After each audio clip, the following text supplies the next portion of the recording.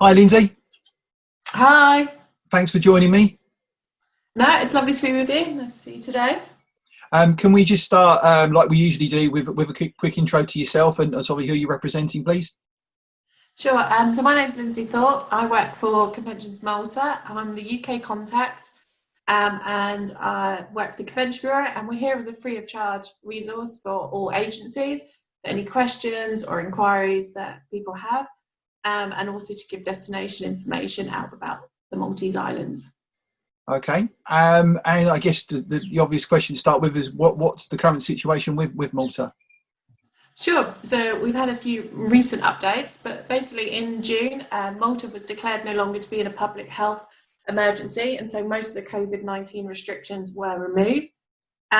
So things like hotels, bars, restaurants, they are all open.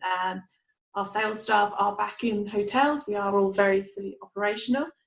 As of the 1st of July, the airport reopened, which was a big day for us for the Maltese Islands. And that opened up originally to 18 destinations. And then as of July the 15th, we opened up again to another 28 destinations.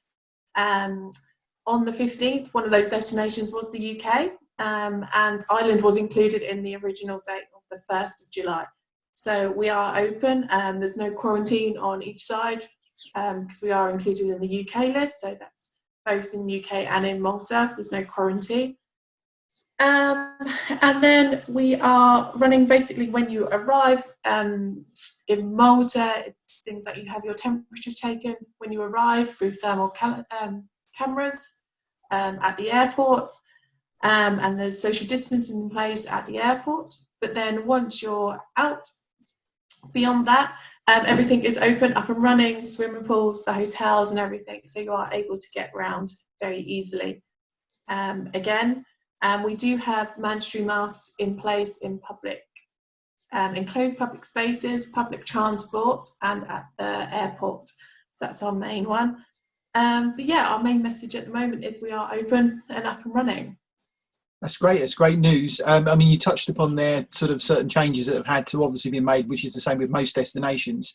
In terms of sort of face coverings, we're finding with certain destinations that you have to wear them. And say, for example, we're going out to a restaurant, or so you need to wear them until you're seated, or things like that. Is it that kind of strict there, or is it just purely for sort of transportation? Yeah, so the main places you have to wear them, that it's by law, is at the airport, the transport from the airport to the hotel, and on public transport, and just in enclosed public spaces, for instance, museums, and in shops, I should add as well. Actually, in restaurants, you don't have to wear it. It's the servers and the waiters will wear it though.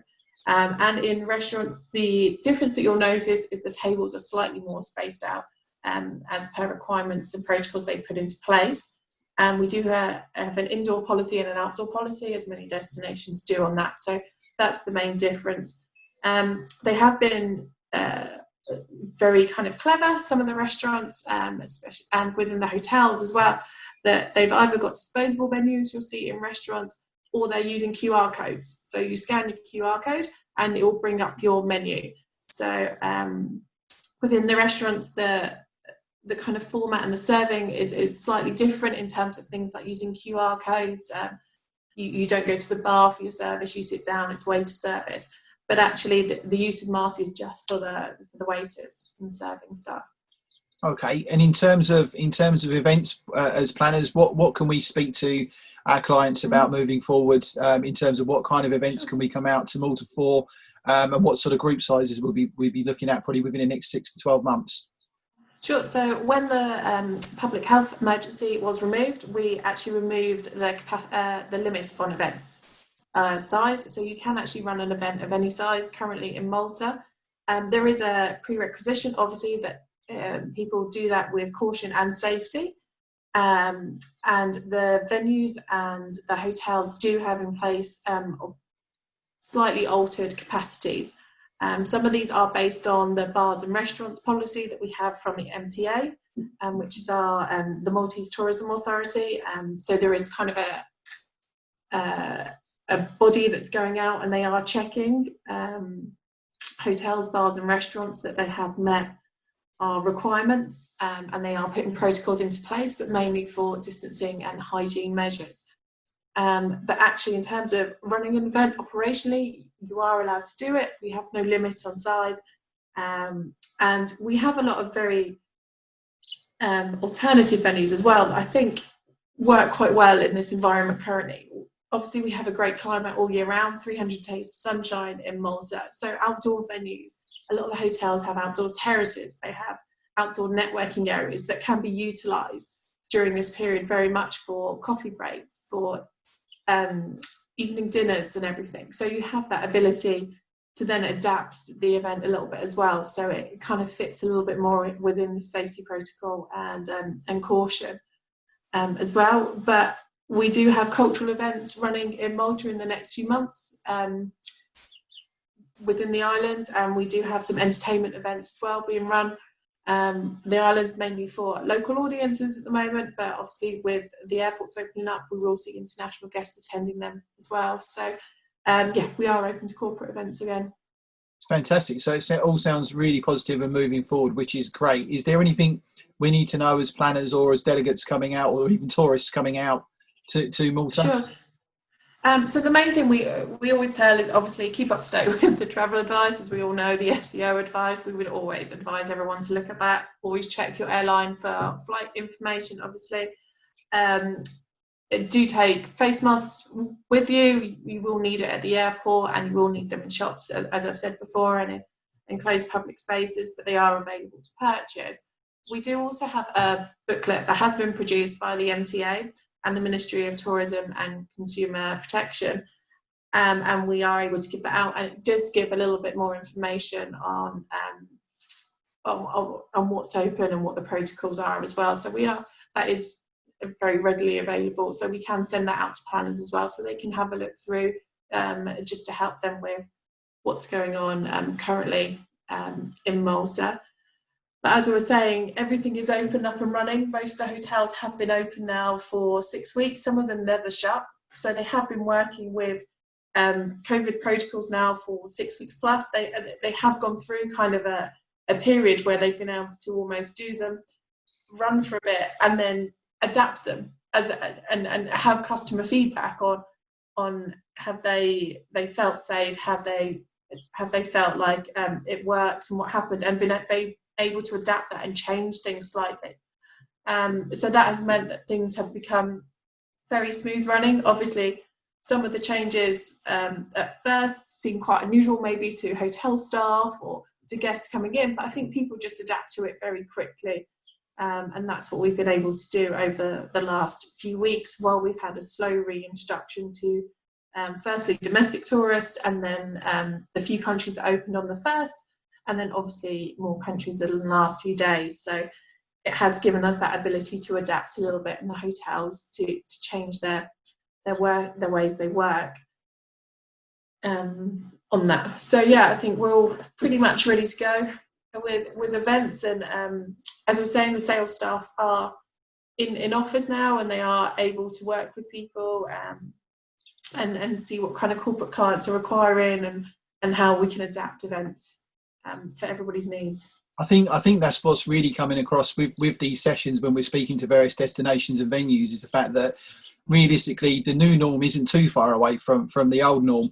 I think what we need to be aware of as event planners is, like you say, is be in communication, have the information available with the destination. So make sure you speak to your convention bureaus, your DMCs, your venues, because there are different rules and regs for different destinations, even different locations within different destinations. So the actual chain of events might take longer to plan, but you know, it's important that we get this right all round to make sure it's the best and safest event that we can have.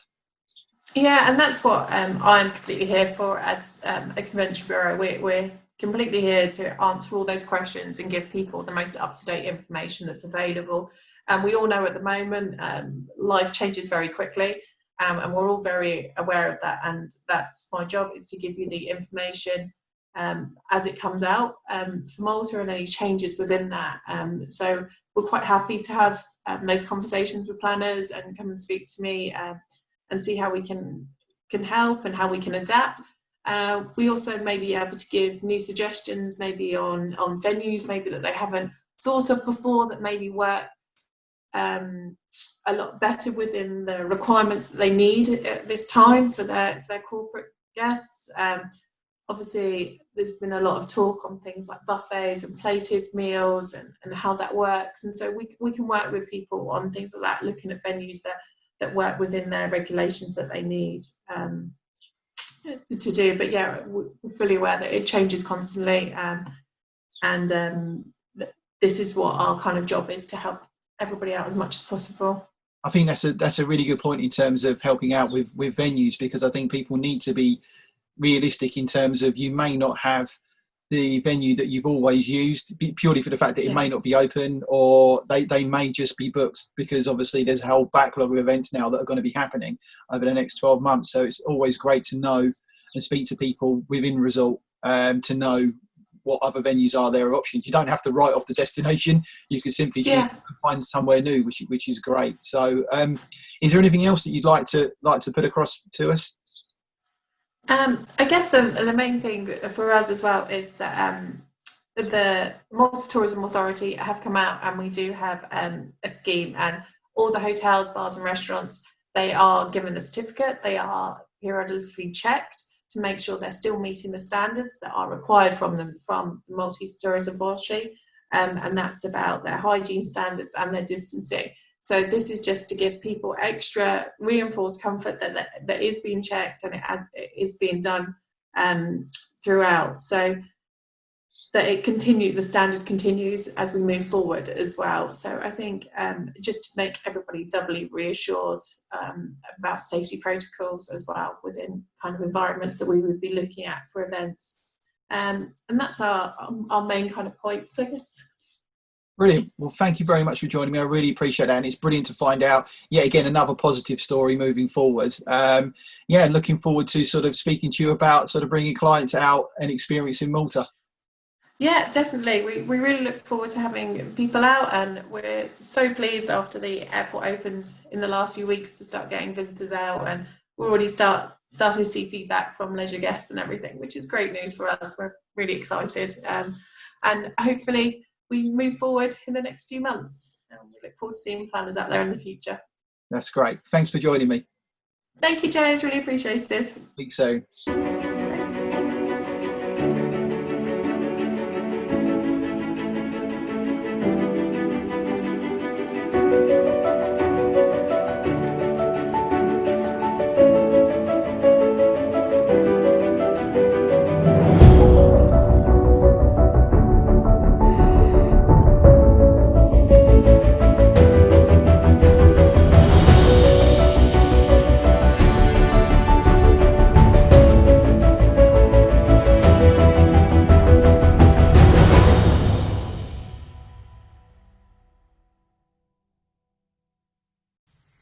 Thank you for watching. We welcome any feedback and questions in the comment section below, and please make sure you follow me on all our social networks.